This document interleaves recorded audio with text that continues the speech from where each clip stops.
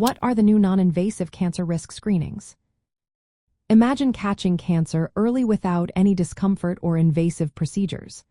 That's the goal of new non-invasive cancer risk screenings, especially for cancers like cervical, testicular, and other reproductive cancers.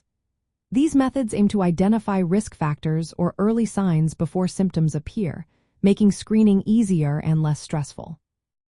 For cervical cancer, the most advanced non-invasive screening tools are based on detecting the human papillomavirus, or HPV. Since high-risk HPV types are a major cause of cervical cancer, testing for these viruses involves collecting cells from the cervix using a simple swab during a pelvic exam. This HPV test can be done alone or combined with a pap smear, which looks at cervical cells for abnormal changes. Currently, HPV testing is recommended as the primary screening method for women aged 30 and older because it is highly sensitive and can detect precancerous changes early.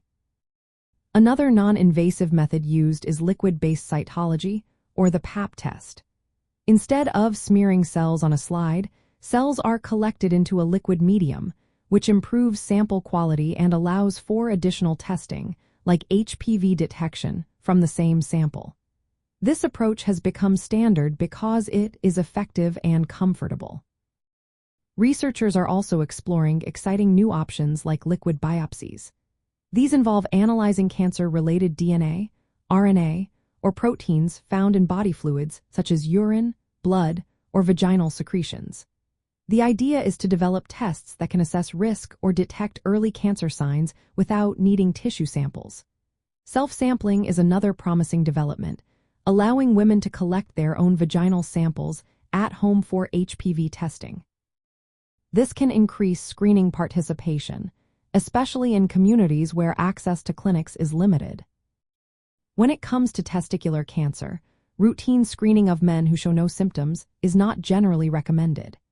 This is because testicular cancer is relatively rare and most cases are caught early through self-examination or incidental discovery.